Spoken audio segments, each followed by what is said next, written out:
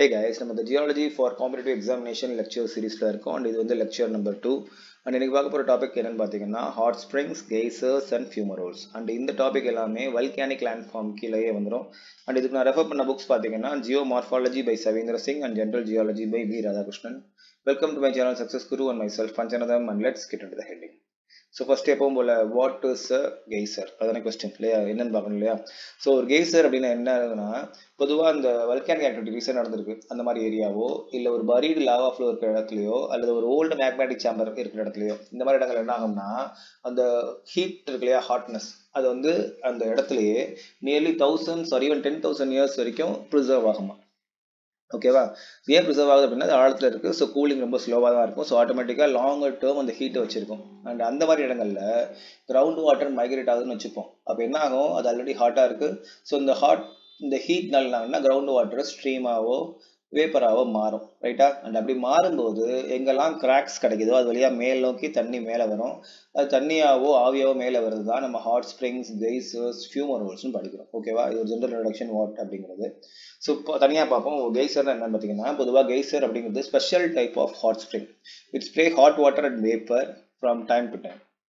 So ஒரு குறிப்பிட்ட டயத்தில் அல்லது கேப் விட்டு ஹாட் வாட்டரையும் வேப்பரையும் ஒரு வெண்ட் வழியா மேலே வந்துச்சு அப்படின்னா அதுதான் கெய்சர் அப்படின்னு சொல்லுவாங்க அண்ட் இந்த பேரை வச்சது எப்படின்னா ஐஸ்லாண்டிக் வேர்டு அது ஏன்னா அங்கே தான் ஃபர்ஸ்ட் வச்சு பார்த்துக்கலாம் கெய்சர் அப்படிங்கிறத which means gusher or spouter so Icelandic வேர்டில் என்ன சொல்கிறாங்க அப்படின்னா கெய்சர் அப்படிங்கிறதுக்கு மீனிங் சொல்கிறாங்க which is gusher or spouter அதாவது அந்த ஒரு பாதை வழியாக சூடான தண்ணி மேலே வரும் அதுக்கு எக்ஸாம்பிள் எங்கே வச்சாங்கன்னா அது கிரேட் கைசர் ஆர் கிசிர் அப்படிங்கிறாங்க ஸோ ரைட் ஹேண்ட் சைடு இருக்கு இல்லையா இதுதான் அந்த கெய்சர் இது ஐஸ்லாண்ட் இருக்கு அண்ட் இதை வச்சு தான் அந்த பேரே வச்சாங்க which is Geysir or great geyser of Iceland ஓகேவா அண்ட் டிஃப்ரென்ஸ் சொல்றாங்க கெய்சருக்கும் ஒரு ஹாட் ஸ்ப்ரிங்க்கும் என்ன வித்தியாசம் அப்படின்னா பொதுவாக ஹாட் ஸ்ப்ரிங் அப்படிங்கிறது கண்டினியூஸா ஹீட் வாட்டரை எமிட் பண்ணிட்டே இருக்கும் வேற கெய்சர் அப்படிங்கிறது ஒரு ஷார்ட் டேர்ம் கேப் விட்டு வருமா அதான் டிஃப்ரென்ஸ் இதுக்கும் ஒரு ஹாட் ஸ்ப்ரிங் அப்படிங்கிற வார்த்தைக்கும் கெய்சர் அப்படிங்கிறதுக்கும் வேற கெய்சர் அப்படிங்கிறது there will be a small interval between the eruption whereas hot spring அப்படிங்கிறது continuous eruption இருக்கும் ஓகேவா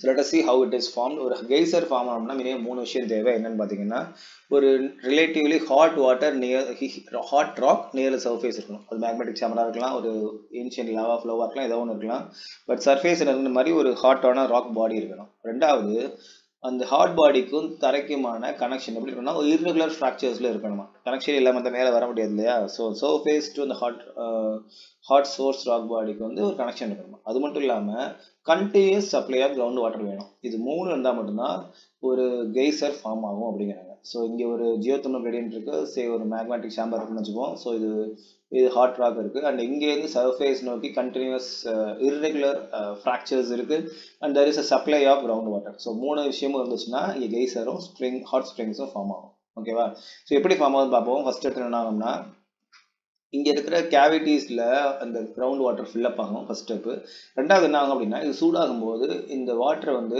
பாயில் ஆகி வேப்பராக மாறும் ஸோ இன்கேஸ் இந்த பாதையில் எங்கேயா அடைப்பு இருந்துச்சுன்னா அதில் போய் ஸ்ட்ரக் ஆகி ப்ரெஷர் பில்டப் ஆகும் எங்கே அந்த வாட்டர் வேப்பர் அடைக்கிறதுனால ஸோ அப்போ என்ன ஆகும் அப்படின்னா எப்போல்லாம் ப்ரெஷர் ரைஸ் ஆகுதோ அப்போ டெம்பரேச்சர் ரைஸ் ஆகும் ஸோ 100 டிகிரி செல்சியஸில் வேப்பர் ஆக வேண்டிய வாட்டர் 102 103 கொஞ்சம் ரைஸ் ஆகிட்டே போகும் எவ்வளோ தூரம் போகும் அப்படின்னா அதுக்கு மேலே வாட்டர் இருக்கும் இல்லையா அது தள்ளுற அளவுக்கு ஸ்ட்ரென்த் வர வரைக்கும் ஸோ எப்போ அதிக ப்ரெஷர் ஆகிடுச்சோ அப்போ என்ன ஆகும்னா இது மேலே இருக்கிற வாட்டர் புஷ் பண்ணும் அந்த புஷ் பண்ணும்போது என்ன ஆகும் அந்த வாட்டர் சர்ஃபேஸ் வழியாக மேல் நோக்கி வெளில எரப்ட் ஆகாமல் தண்ணி வெளில வந்துடும் ரைட்டா அது தண்ணியோட சேர்ந்து ஆவியும் வெளில வரும் ஸோ எப்போ இந்த ஆவி வெளியில் போதோ இப்போ ப்ரெஷர் ட்ராப் ஆகும் அண்ட் ப்ரெஷர் ட்ராப் ஆச்சு அப்படின்னா ஆட்டோமேட்டிக்காக பாயிலிங் பாயிண்ட்டும் ட்ராப் ஆகணுமா ஸோ பாயிலிங் பாயிண்ட் 100 தாண்டி போயிடுச்சு இப்போ சடனாக ட்ராப் ஆகுது அப்போ என்ன ஆகும்னா இந்த சுற்றி இருக்கிற சேம்பர்லையும் இங்கே இருக்கிற போர்ஸ் இருக்கிற வாட்டர்லாம் என்ன ஆகும் இப்படி ஃப்ளாஷில் ஸ்ட்ரீமாக மாறும் ஸோ தான் ஃப்ளாஷ் இன்டு ஸ்ட்ரீம் ஸோ சடனாக ட்ராப் ஆகிற பாயிலிங் பாயிண்ட்னால எல்லாமே சடனாக ஸ்ட்ரீம் ஆகும் அப்புறம் ஸ்ட்ரீம் ஆச்சுட்டாகும் என்ன ட்ரை பண்ணணும்னா டுவர்ட்ஸ் அப்வர்ட் மூவ் பண்ண ட்ரை பண்ணுமா so this will be erupted continuously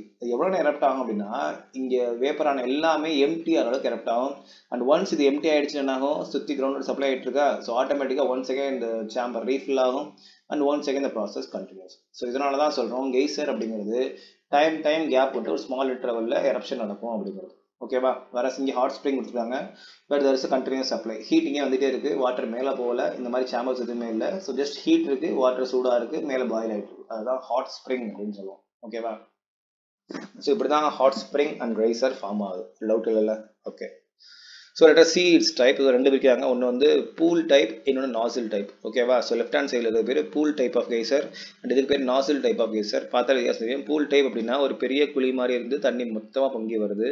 whereas nozzle type அப்படிங்கிறது ஒரு சின்ன டியூப் வழியாக மேலே வர மாதிரி இருக்கு. ஓகேவா?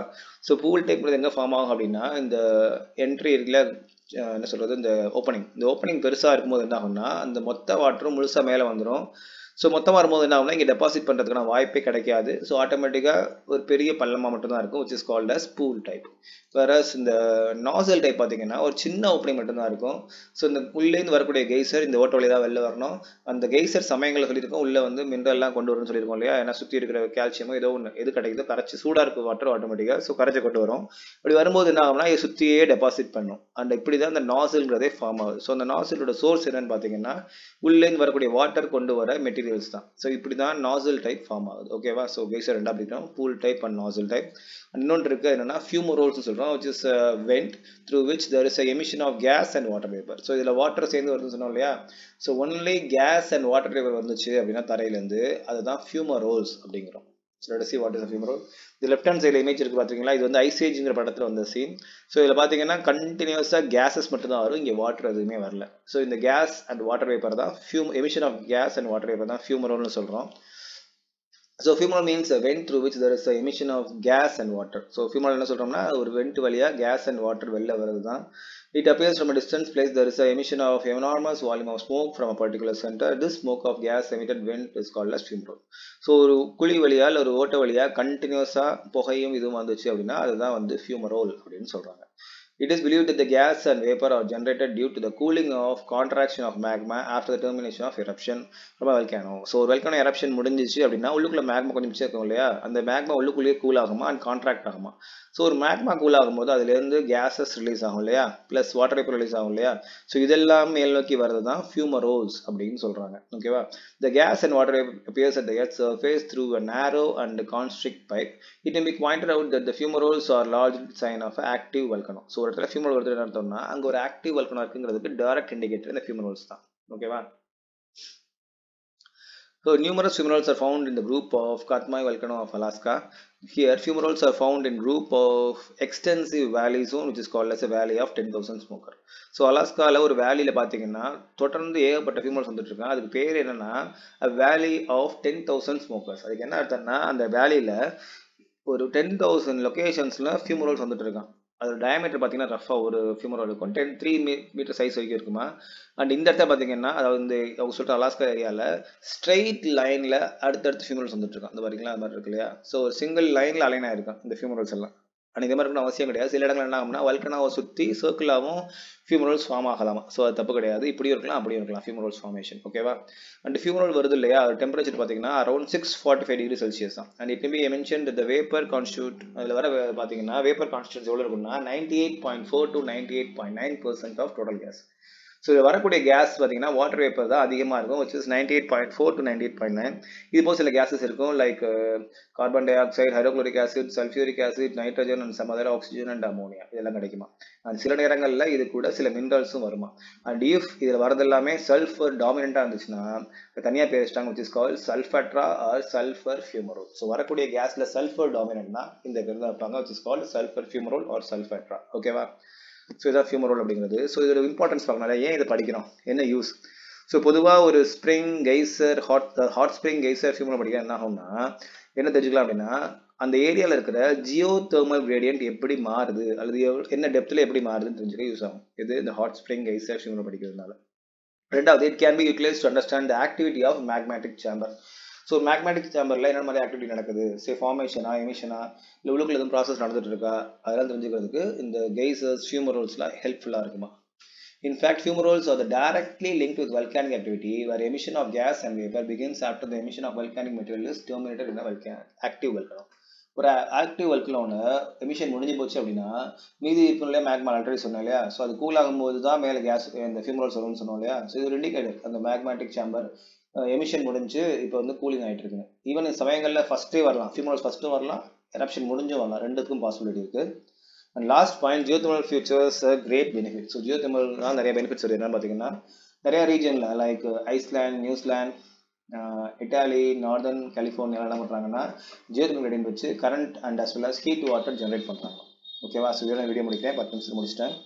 So I group my videos according to the category that you can check in my playlist. You can connect with us by mail, Facebook and Instagram, and these are the links. You can support us by like, share and subscribe.